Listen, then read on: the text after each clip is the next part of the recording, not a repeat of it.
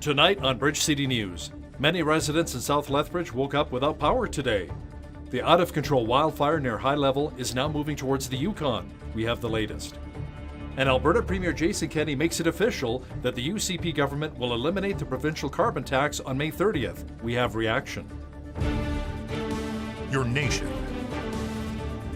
Your province. Your southern Alberta. From the heart of Lethbridge, it's Bridge City News with Hal Roberts. Good evening. Thanks so much for joining us. Residents in South Lethbridge woke up to a power outage around 6:30 this morning. The blackout lasted for just over an hour and affected hundreds of homes. City officials say fortunately power was restored just over an hour later. The power outage this morning originated in our south side substation.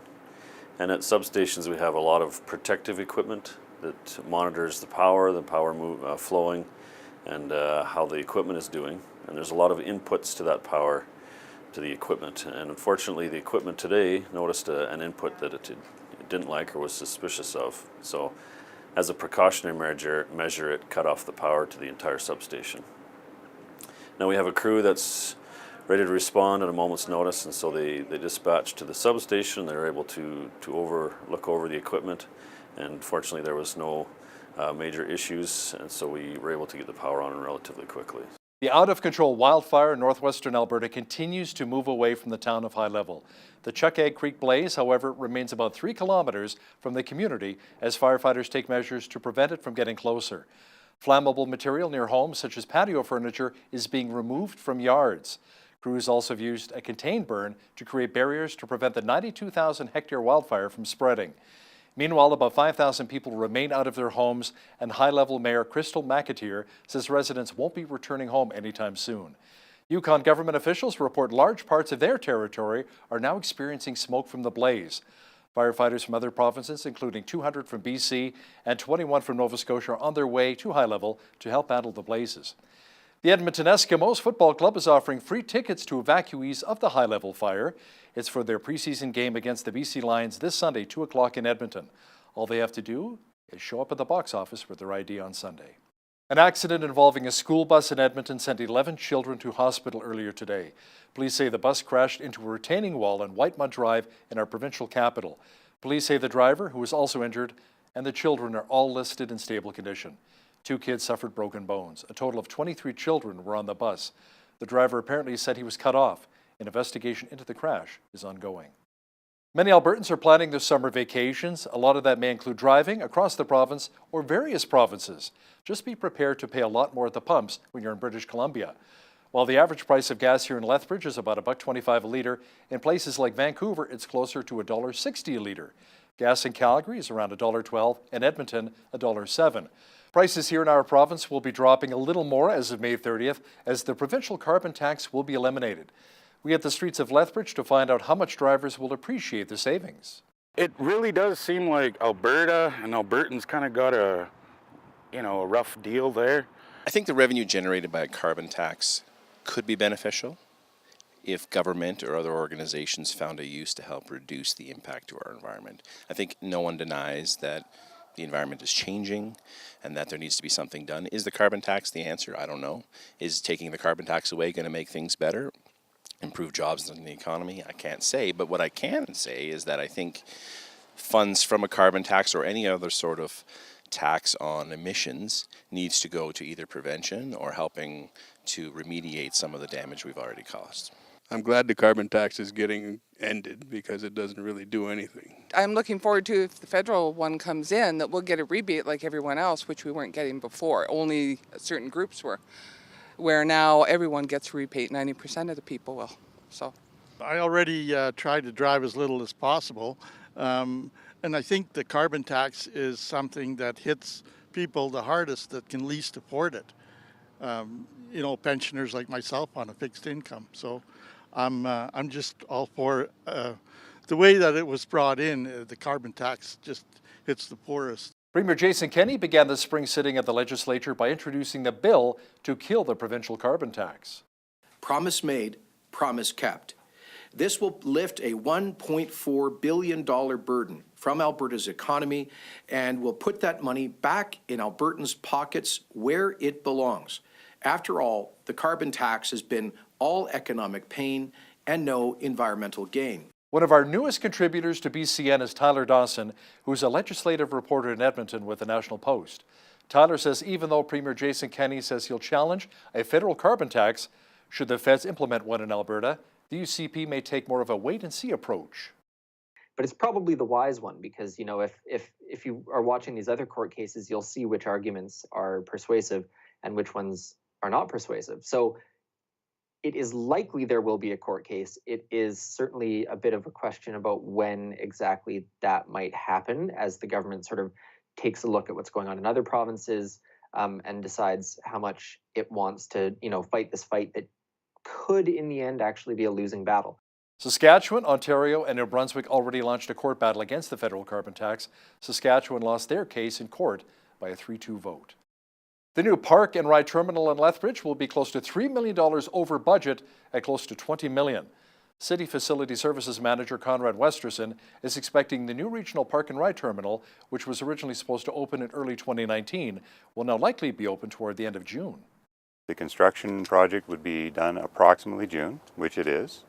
There would be commissioning and training on the building between July and August, and the move-in date would be August, and that the buses would not be changed over until the time that normal bus changeover occurs, which is around end of August, beginning of September, before school starts. When completed, the Park and Ride Transit Terminal will feature 293 parking stalls and will be located on 5th Avenue South between 7th and 8th Street. It'll replace the current on-street transit hub. The Canadian Blood Services Clinic in Lethbridge needs to fill 750 appointments as they prepare for World Blood Donor Day on June 14th. Territory Manager Belinda Tomiyama says there's still a need to fill 50% of its appointments. Tomiyama also stressed the importance of giving blood regularly. I've worked here at the Lethbridge Clinic for over 13 years, and this summertime, June, July, and August are traditionally hard times for us to be able to collect blood. Normally people are busy, they're out of their routine, they're enjoying the sun because we haven't seen it for a while, and blood donation falls to the bottom of people's lists, but there's still patients in the hospital every minute of every day that needs blood. So we need people to book appointments. It's an important thing to do. It's an easy thing to do. It only takes about an hour of your time. Most people donate blood 2 times a year. So people always say to me, I'm too busy to donate blood. We're only asking for 2 hours out of the over 8,000 waking hours a year you have. And if it was your loved one who needed blood, you'd want it to be there. Starting this month, the clinic has a new set of hours. Make sure you call ahead before donating. The sun is shining and Lethbridge is oh so close to basking in the summer weather. That means baseball season is just around the corner. Ainsley O'Reilly explains why the Lethbridge Bull season could be much more promising this year. Well, I think we're excited about the roster we've compiled. Coach Sawyer's done a great job through the off-season to put a roster on the field that we feel will be very competitive in the league this year. And we're excited to see it start all on this Saturday. Bulls president Kevin Kavami isn't the only one excited about Lethbridge's new roster. Head coach Jesse Sawyer can't wait to see a franchise-high Division I pitchers take the mound this season. We've got a lot of big-name guys coming in, and it was one of our weaknesses last year, and I made it a point this year to really focus on that pitching staff and make sure we have some big-time arms that are ready to go out there and compete for us. So as you have better pitchers, they should be more experienced and have a little more maturity on the mound. They know how to pitch a little bit better, and so that'll be exciting.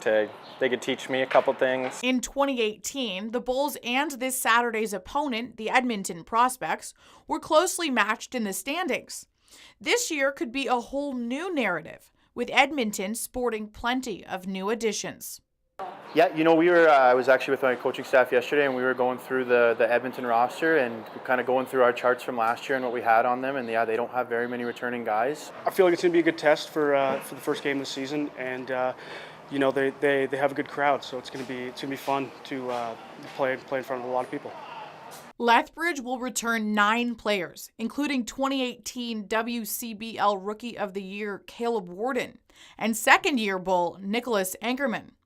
Ankerman recently graduated from Health and Physical Education at Eastern New Mexico University, but grew up dreaming of playing for the Bulls.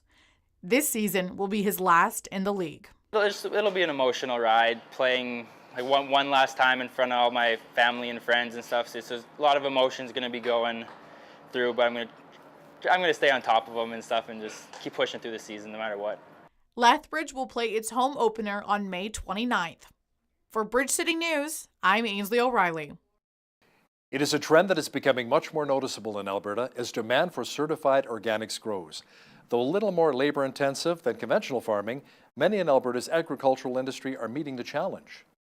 If your soil is healthier, your crops will be healthier, there will be more nutrition in our crops, and then our cows will eat a healthier crop, and as a result, they will be healthier, and it becomes full circle. You get more nutrients back into your soil, they get more healthier, and the less intervention you have to do. And as a result, we feel strongly that that is the way that farming should go, a healthier way. According to Stats Canada, in 2011, Canada was home to just over 3,700 certified organic operations. In 2012, Canada's organic market was worth an estimated $3.7 billion. He could have been their Gandhi, their Mandela, or even Sitting Bull. Instead, he died a broken man in a prison, branded a traitor when he tried to make peace. The Cree leader, better known as Chief Poundmaker, was formally exonerated today by the Canadian government. Prime Minister Justin Trudeau made the announcement along with an apology. Poundmaker was convicted of treason in the 1885 rebellion.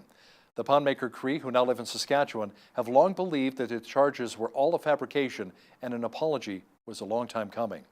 A professor at the First Nations University of Canada in Regina says Chief Poundmaker was essentially the rising leader of the Cree.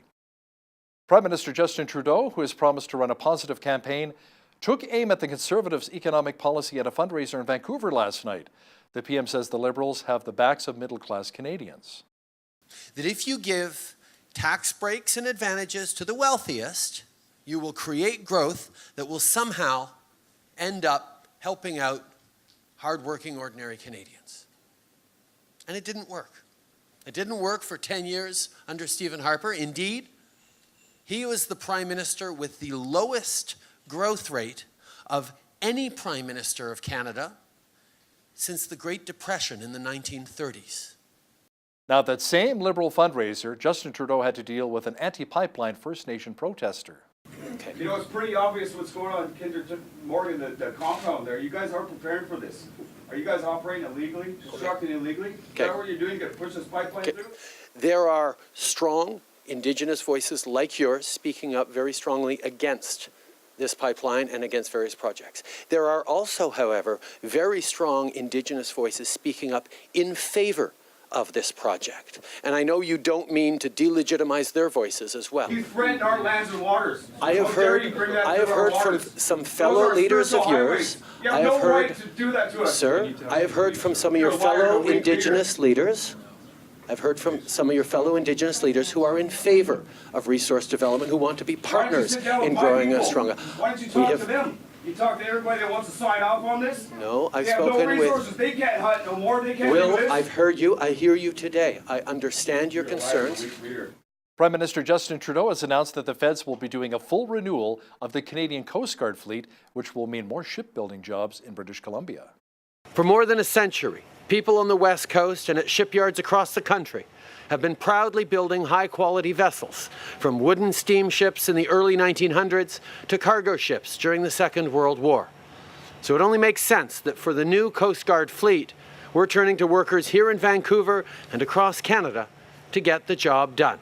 Federal Conservative leader Andrew Scheer says if he becomes Prime Minister this fall, he would provide mandatory sentences of at least 5 years for anyone convicted of a serious sexual offense against a child. Scheer says the Tory government would amend the criminal code and take into account the severity of abuse and length as a factor in sentencing. Scheer blasted the Liberals, saying 2 years in prison is not enough for someone who has abused someone for much longer than that.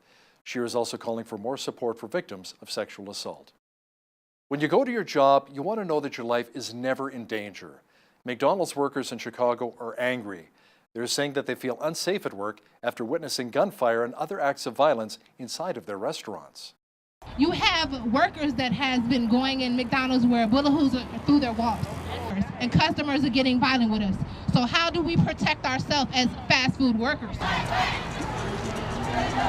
They shot inside the store, and after the shooting, everybody was running to the back, and after that, the managers told us to proceed to work. I was really, really scared, but I didn't want to get in trouble at work, so I just continued to work. And the bullet holes are still in the wall. I want McDonald's executives to give us better security. We need security from the time that we open to the time that we close. If we don't get it, shut it down. We don't get it, shut it down. A woman in a stolen RV led authorities on a wild chase in Los Angeles, smashing into cars and a palm tree before coming to a halt with a large dog hanging out of a shattered window. Another dog jumped out of the smashed motorhome. Watch and listen now to the action being described by reporters in the air. See the dog right there trying to jump out. The dog, no, don't jump out. Dog jumped out on the ground. Stay with the dog. Watch the dog, and he stops. The dog takes off, and he looks like he's going to try to go back and rescue his dog. And luckily that dog got out and took, what? And there's a second dog in the window now we're hearing. You saw that larger dog just bail out. Oh, he's gets off the side of the road and right into the house, hit the tree, almost rolled over. Running. And he has a dog in his hand. He's jumping over the fence. LAPD's got him and throws him down. Actually, at CHP in custody. Outstanding work, boys. Some residents along a rain-swollen Oklahoma River are evacuating after swift currents eroded the riverbank and undermined the soil beneath their homes. Erosion has caused many homes to be threatened with collapsing. Severe storms have brought 23 centimeters of rain along with tornadoes to various regions of Oklahoma, Missouri, Kansas, and Iowa over the past week.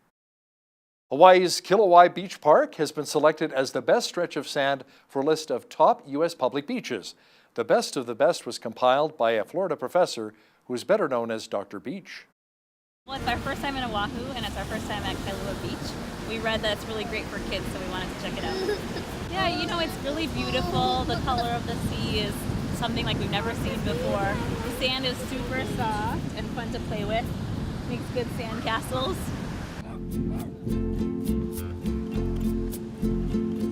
I love it here. The sand is cool to the touch. The water seems cold, but you adapt to it right away. So I love the water out here. Well, I guess the advantage out here is that the sun sets right behind us towards that direction.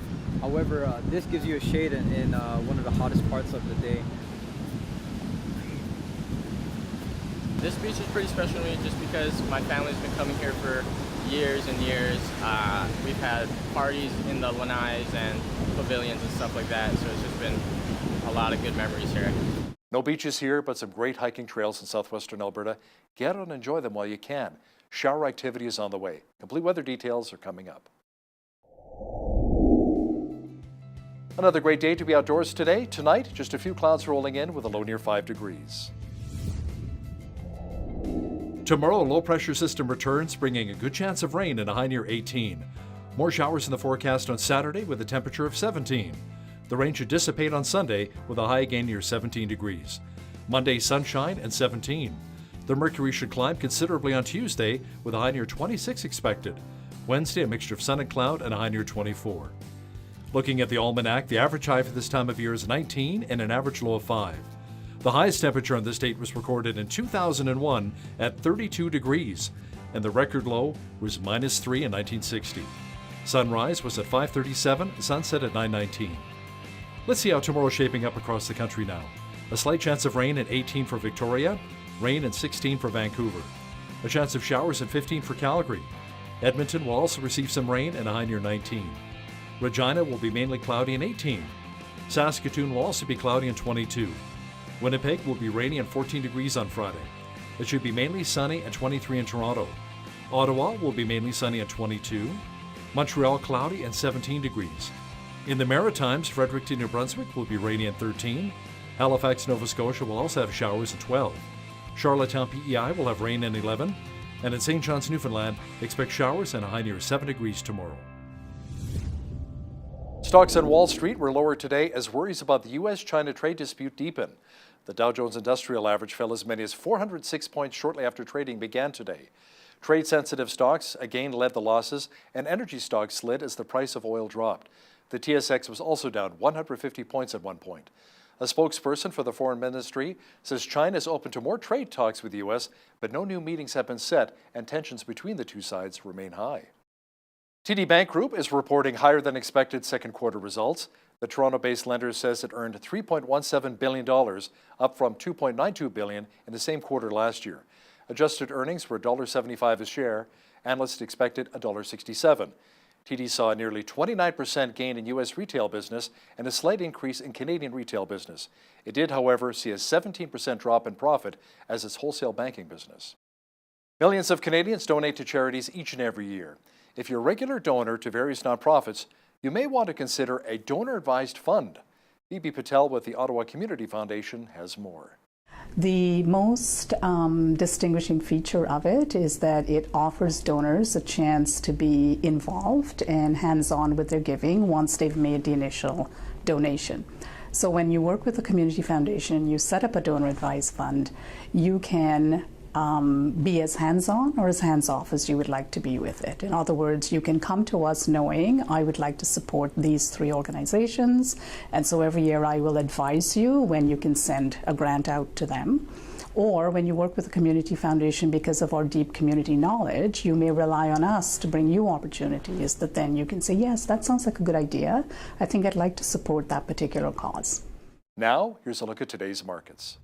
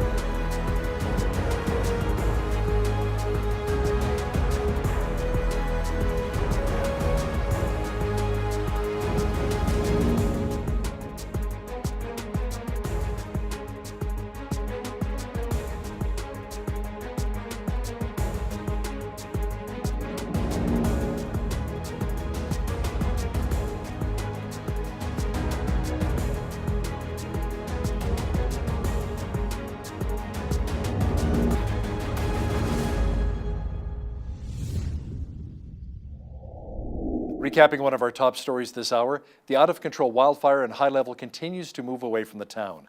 Officials say the Chuckegg Creek blaze remains about 3 kilometers from the community. About 5,000 people remain out of their homes, and the mayor of High Level says residents won't be returning home anytime soon. The fire is now moving towards the Yukon.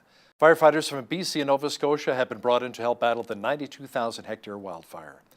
Up next, we chat with our newest contributor to BCN, Tyler Dawson with the National Post, who has details from the UCP throne speech in Edmonton and how it may impact you. That interview is coming up shortly. But first, here's a look at what's happening in and around your community. Here's your Bridge City News community calendar. McKillop United Church Neighborhood Flea Market and Rummage Sale is taking place May 25th from 8 a.m. to 2 p.m. Find household and kitchen items, garden supplies, books, toys, and all sorts of hidden treasures. Plus, there will be community and independent sellers who will also have items for sale. For more information or for table rentals, call Judy at 403-328-2703. The YWCA Lethbridge District will be hosting summer play camps from July 2nd to August 15th. They're currently seeking volunteers between the ages of 13 and 17 who enjoy being outdoors and playing with younger kids. This is a great opportunity to develop leadership skills and begin to build experience for future resumes and school applications. Volunteers must be able to commit to at least one full morning or afternoon each week. For more details, call Yvonne at 403-329-0088. And that's your Bridge City News community calendar. Members of the United Conservative Party were officially sworn into the legislature in Edmonton. The throne speech took place recently. Now, to talk more about what was discussed is our new contributor, Alberta correspondent for the National Post, Tyler Dawson. Tyler, what was the focus of the throne speech, and what does it say about the session ahead? Yeah, I mean, it won't surprise many people to hear that the throne speech focused really heavily on jobs, the economy. This was, in many ways, a perfect continuation, I guess you might say, of Jason Kenney's campaign strategy of his party's platform. All the things that he's been talking about for the last couple years, they really formed the bulk of this throne speech. So you had right off the bat, you had promises about scrapping the carbon tax. That's bill number 1. That bill was actually introduced moments after the throne speech. You have reduction of red tape for small business. You have a corporate tax cut. You have all these things that were, very, very central themes in the election campaign, were very, very central themes in the platform. And the United Conservative government probably quite wisely avoided in the throne speech any of the topics that are going to be controversial for them. If they are going to be doing any changes to education, any changes to healthcare, those things are hinted at because they were in the platform, and they're certainly part of what any government has to do. But the throne speech sort of stayed away from anything like that. Jason Kenney telling reporters that he wanted this to be a non-partisan throne speech, that he wanted it to be a traditional throne speech in sort of the British style, that just laid out the government's agenda without getting into the partisan hooting and hollering. So it was a very distinct difference in tone this time compared to 6 weeks ago when Rachel Notley's New Democrats gave their last throne speech. Now, Tyler, the UCP say they want to really improve decorum. They're actually going to try and eliminate desk thumping, and would that include both Premier Kenney and NDP leader Rachel Notley? It would, yeah. So this is another one of Jason Kenney's things, and he was telling reporters that he hears from teachers that bring their grade 6 students in to see the legislature in action, and they see these adults pounding away, and the teachers are embarrassed at the behavior of these grown people, these legislators, behaving that way in front of children. But the NDP is actually not very happy about this. There was a press conference the other day with Darren Billis, who's the NDP House leader, and he said, well, this is a time-honored tradition in Alberta politics. This, Jason Kenney comes from Ottawa, where this sort of thing doesn't happen, where the House of Commons doesn't have desk thumping. So, who is he to impose, his ideals or his ideas of parliamentary behavior on the Alberta legislature? So it remains to be seen how that's all going to shake out. There should be a press conference later this week explaining what that overhaul is going to look like, with maybe about a dozen changes to decorum and things like that, of which, desk thumping is probably going to be the most, maybe not the most contentious, but certainly the one that people are going to notice the most. Now, the first order of business is repealing the carbon tax. The last day is set for May 30th. And it's not yet clear when the federal government will impose their carbon tax on us. Tell me more about that. Yeah, so that is sort of the million-dollar question right now. Jason Kenney has, he's promised for a very, very long time that he was going to get rid of the carbon tax if he won. That bill has been tabled in the legislature, and that gives him a little bit of time to get it repealed. Now, you are correct. The federal government has always said if the province does not have a carbon tax, it's going to impose its own federal backstop. That has already happened in other provinces, and as you know, there's court battles going on in mainly Ontario right now. Saskatchewan's reference case wrapped up a couple weeks ago and could go on to a higher court now. But it's not sure how long it's going to take. Reporters have been sort of pestering the Environment Ministry federally about when this is going to happen, and they say, oh, we're going to move, as quickly as possible and things like that. But I imagine there are, some logistics that go into this sort of thing. So I would be surprised if we went months and months and months without a carbon tax. But I doubt we'll see one, sort of 24 hours later. So there will be a little bit of, relief, so to speak, on gas prices and things like that for a period of time. So when Ottawa implements that federal carbon tax on us here in Alberta, will the Alberta government actually launch a court case against it? Well, yeah, so that has long been the promise. Now, it's been sort of interesting down at the legislature the last little while because the UCP has not so much backed off its promises to go to court. They haven't, but the rhetoric has been softened a little bit. They've been doing a couple things. I mean, they've been saying that they want to wait and see as much as possible what the outcome is going to be in Ontario. So in Saskatchewan, the Saskatchewan government lost their case the other week. And so the Alberta government is planning to keep a close eye on what's happening in Ontario to see how the arguments being made by Doug Ford's government fares in that province's highest court, and then appeals to the Supreme Court and things like that. We'll see how that shakes out. So they've been taking a little bit more of a wait and see approach than we might have expected, I would say. But it's probably the wise one because, if you are watching these other court cases, you'll see which arguments are persuasive and which ones are not persuasive. So it is likely there will be a court case. It is certainly a bit of a question about when exactly that might happen as the government sort of takes a look at what's going on in other provinces and decides how much it wants to, fight this fight that could in the end actually be a losing battle. And now I should add that the other part of this is that the government has also been laying the groundwork a little bit to sort of convince people that the federal carbon tax is actually better for Albertans. And that's actually relatively true. So under the current Alberta carbon tax, about 40% of Albertans sort of under a certain income threshold receive rebates of a few $100s a year, give or take. And under the federal rebate system, which is a little bit more expansive, about 80% of Albertans will get rebates. That's from research by the University of Calgary, some economists there. So the government is, it's preparing people a little bit, I think, for the eventuality, the possibility that they actually lose in court. So it'll be interesting to see. I don't know if anyone has a good sense of how that's going to happen or when it's going to happen. So that's certainly going to be something to keep an eye on in the coming weeks here. In Alberta, of course, as a native Albertan, we hate the word tax, but if there's more money coming back through rebates, maybe perhaps you're right, the federal tax is probably the better route to go when it comes to a carbon tax. Premier Kenney recently had a tour of High Level and the devastating wildfires going on there. At last report, over 80,000 hectares. What did Kenney have to say about the actual fires and how it compares to the Fort McMurray wildfires, Tyler? Yeah, so he took a visit up there and flew around and, was very careful to not cause a holdup in the firefighting. There wasn't a ton of glad handing. There wasn't big press conferences, anything like that. He was sort of a shoot in, shoot out, make sure he knew what was going on. I mean, I think Albertans expect their premier to be, up to date on these things.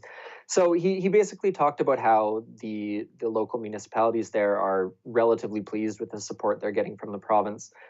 There are registration centers. The evacuation of High Level went, as smoothly as possible. And he talked a little bit about how there are other provinces, there's sort of reciprocal agreements, I believe they're called, between Alberta and Nova Scotia and Ontario and maybe British Columbia as well. And they were sending water bombers and equipment and firefighters and things like that.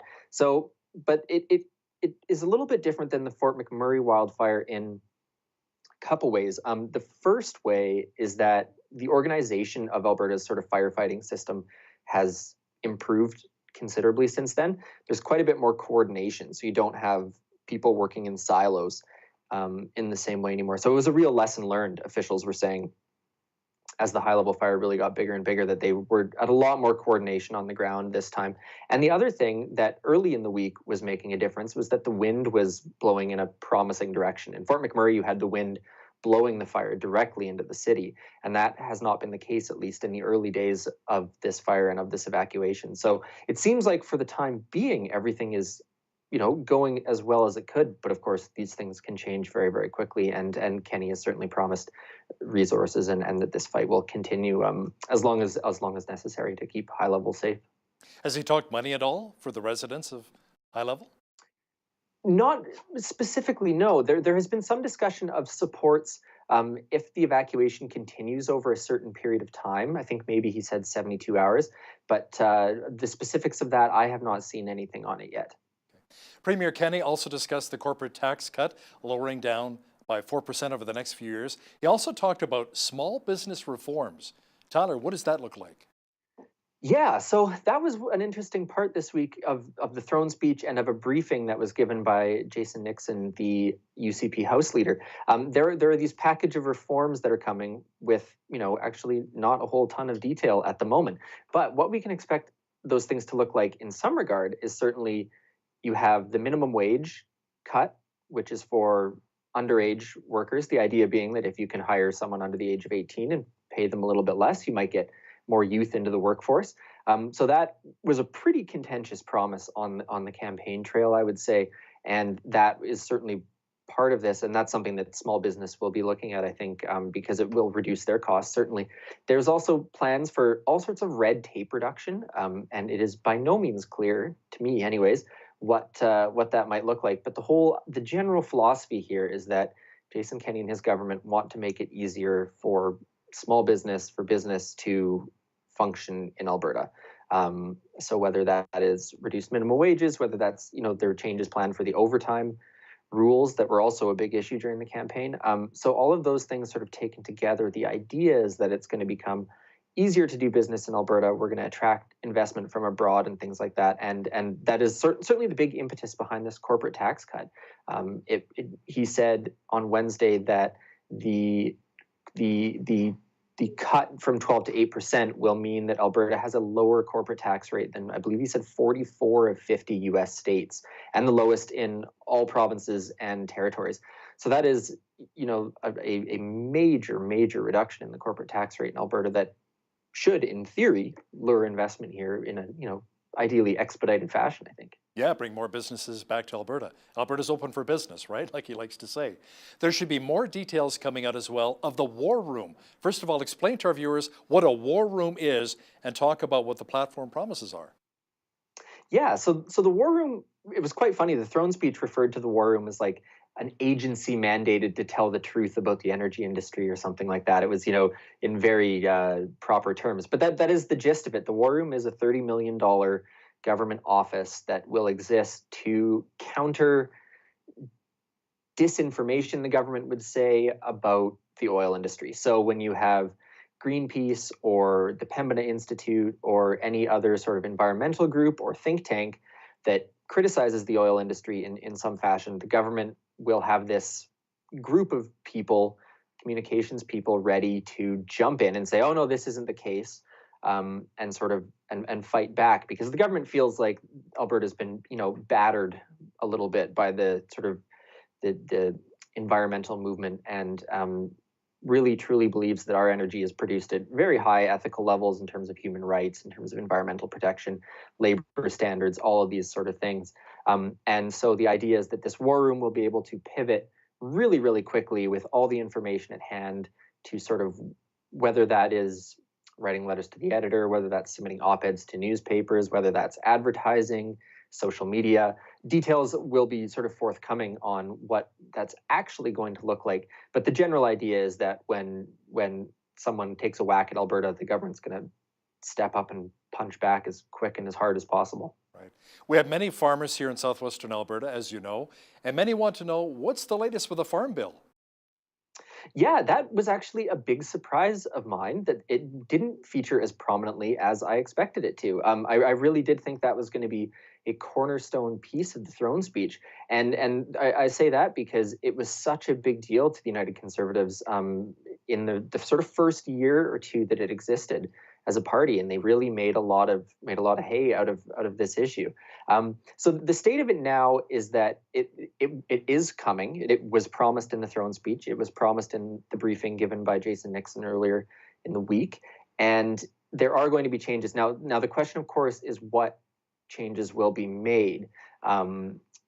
So as you and your viewers know, the Bill 6 was supremely contentious when the NDP first introduced it, and then they sort of backed down to some extent and went out and did all these consultations with big stakeholder groups mainly, which is a criticism of that consultation process, and came back with a modified set of regulations that appeased some people, certainly not all, but some people, when it finally came into effect last December. So what the UCP is promising to do on the Farm Bill is to do some more of these sort of consultations, to say, well, do we throw out the baby and the bathwater, or should we maybe take a closer look and say, well, maybe some of these things ended up working relatively well in the end, maybe this doesn't matter. And so that is, I think, sort of the open question, is whether or not they're going to completely overhaul this whole thing, get rid of every part of it, or if they're just sort of going to pick and choose at it. And certainly the hints in the last, I don't know, say 6 or 8 weeks over the election campaign and things, was that the big thing that they were probably going to be looking at was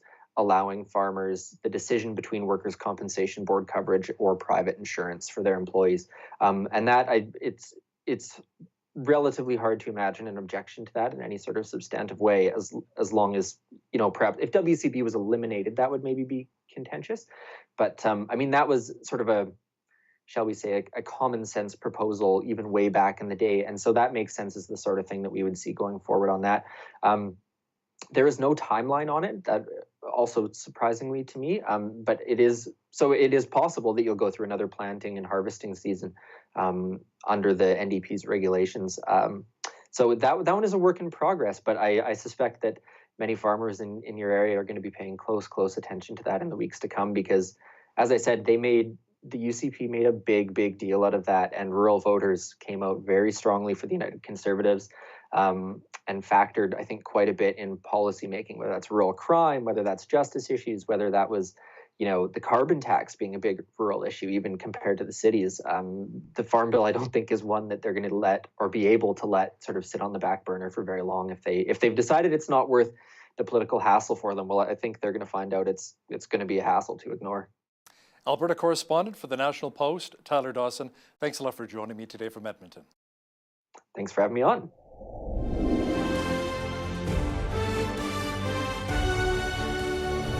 The world was saddened to hear about the deadly terrorist bombings that took place this last Easter at a number of Catholic churches and hotels in Sri Lanka. What's behind the bombings? What does it mean for Christians living there? Gary Stagg is the Executive Director of Open Doors Canada, and he joins me now via Skype from Mississauga. Gary, the unusual part in this recent terrorism is that the tensions in Sri Lanka are normally ethnic. The problems usually arise between the government and the separatist group, the Tamil Tigers. Is it true that for many years, relations between Sri Lankan Christians and Muslims have been reasonably friendly? Yes, and this is where the whole shock of Easter Sunday came to all of us. We were not anticipating this. I mean, we are holding our breath every Easter, wondering not if there's going to be a church bombing, but where the church bombing will be. That's just the reality of the day that we live in, because we've seen so many church bombings over the past number of years, and it just seems to be escalating. And of course, churches are usually targeted on their most holy days, and so Easter Sunday, being the most holy day of the year, we were expecting, a church bombing or church bombings, but it came out of left field for us, the fact that it was in Sri Lanka. Gary, I was reading a report that said moderate Muslim leaders have actually warned the government 2 years ago about the leaders of those recent bombings. So should we believe that there's hope for peace? I think that normally the situation between Muslims and Christians in Sri Lanka has always been a fairly peaceful one. The problem, of course, it came where there was again an extremist group, which was, we believe, something that was a part of ISIS that had kind of gone back to the country and caused that situation. But the problem was that, and you mentioned that there were warnings, and there were indeed warnings about this situation. Unfortunately, there is a lot of upheaval within the country itself, within the government, and so on. And so those warnings weren't heeded, unfortunately, and so it got us to Easter Sunday. Now, Sri Lanka, as many know, has a majority Buddhist population, but many are surprised by the association of violence with Buddhism. But it does exist in Sri Lanka. How long has Buddhist extremism been directed at Christians? We see Buddhist extremism not only in Sri Lanka, but we see it in other countries as well. We do typically think of, when we think of Buddhism, we think of Zen, we think of peace and harmony and all of those kinds of things.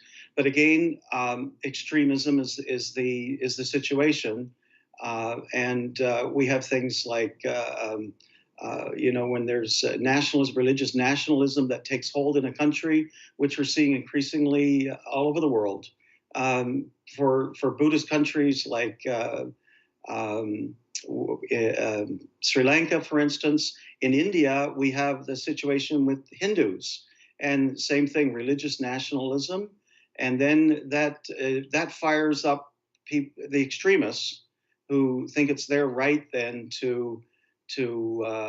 that they can basically pick on the minority religions in the country. Are Christians allowed to build churches and gather together freely to worship in Sri Lanka? In Sri Lanka, they have the constitutional right to freedom of religion. There was a situation about a year ago where one group was denied something because of proselytizing. And so, but generally speaking, they do have a constitutional right for freedom of religion. But again, it's one thing to have freedom of religion, but the situation is the freedom to change one's religion. And so that's often in dispute. You know, you have a freedom to believe what you want to believe and to worship how you want to worship, but you don't have the freedom to change that religion. And of course, many religions are proselytizing religions, and that's where the situation comes in, because they feel threatened that the church is growing and the church is proselytizing more of their people, and that tends to get a backlash. So how does the mainstream media there portray Christianity? Do they view a lot of Christians as extremists? No, they don't. They don't look on them too favorably because, again, Christianity is a very small part of the population of Sri Lanka. I believe, 7% of the country is Christian, and out of that, only I believe 1.2% of that is evangelical Christians, or there's 300,000 evangelical Christians. And so they don't look too favorably on them because of what I just spoke about. They see them as proselytizing and impinging on the Buddhist religion. Now, I understand that some young extremist leaders are also making use of social media to target Christians by spreading false stories about them, which can then lead to violence?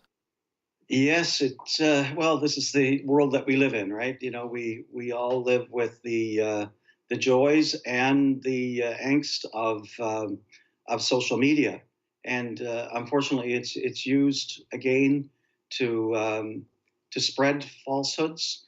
And in Sri Lanka, it's been used to spread falsehoods about Christians, and in particular, evangelical Christians. But also, it's been used to target false stories of Muslims.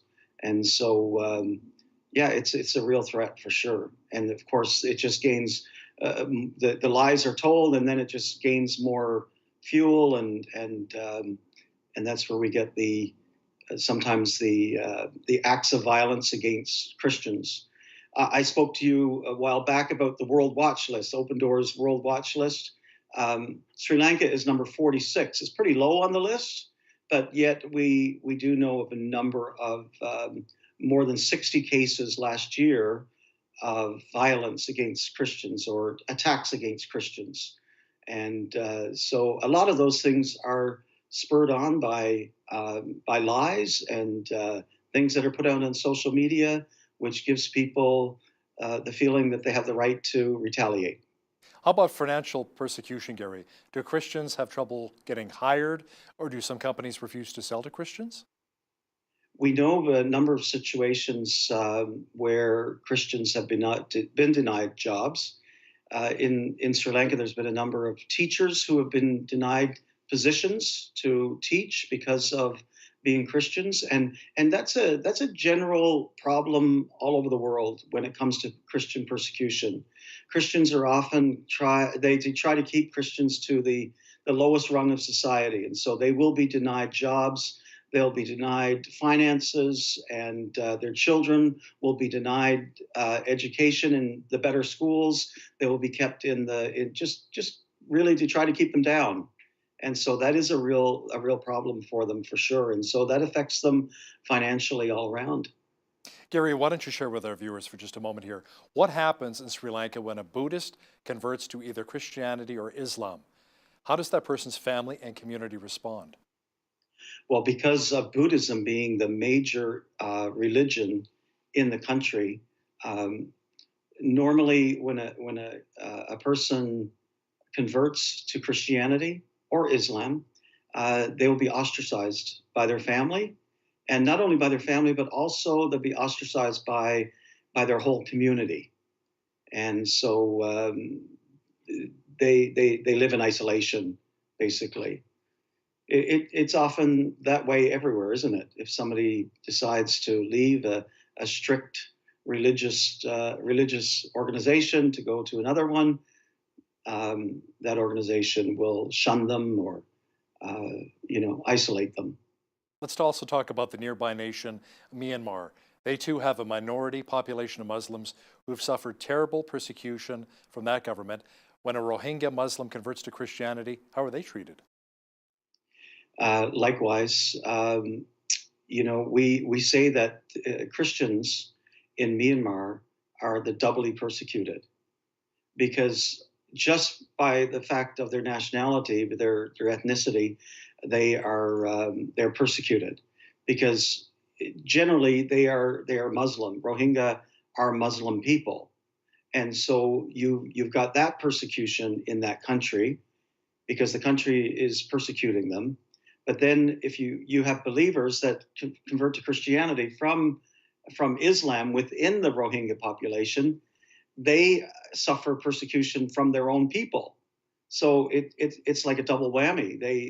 They're what we call the doubly persecuted.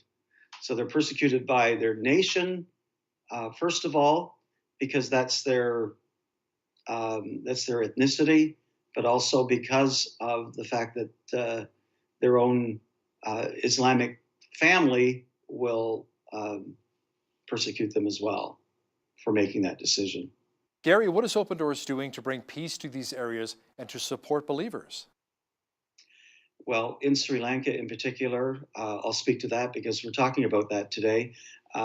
We were there immediately after the bombings, standing with the Christians that went through that horrific bombings, I should say. And I know that a number of our staff were there to attend the funerals of those who had lost their lives. And just standing with them, we're a ministry of presence. And I've always kept that as a center focus, as a focus of our ministry, where we go and we stand with persecuted believers all around the world. We were there for that. We continue to offer them counseling, trauma counseling. We're also offering right now. There's an emphasis on persecution preparedness because unfortunately we can't think of this as an isolated event, but because of this event, it can spur on more trouble in the country, and so we're trying to really educate the people there. We're trying to disciple them so that they understand how to respond to persecution when it happens. We're helping 250 families that have been affected by the loss in the country. I think of one story of a little guy by the name of Jackson. He's a 13-year-old boy who was, the children were, when the bombing happened, the children were actually walking back to the main service for the breakfast time when the bomb was detonated. And little Jackson was walking with his aunt, who was also his Sunday school teacher, and they were both killed in the bombing. Also, Jackson's uncle, so the husband of the Sunday school teacher, also lost his life about a week later because of the injuries that were inflicted on him. And so now we talked to Jackson's father, and he's lost his sister, his brother-in-law, his son, so many other friends and church members that he's lost. But we've come alongside of people like that just to strengthen them and to help them know that they're not alone in this, that there are Christians all over the world who are praying for them, who are standing behind them, who are doing all that we can to help them through this situation. And it's wonderful to hear the testimony of this man who knows that he lost his son. He said, I had my son for 13 years, but now God has him for eternity. And so a great perspective, a great mature perspective on that. And we want to see more of that maturity in the body of Christ in Sri Lanka.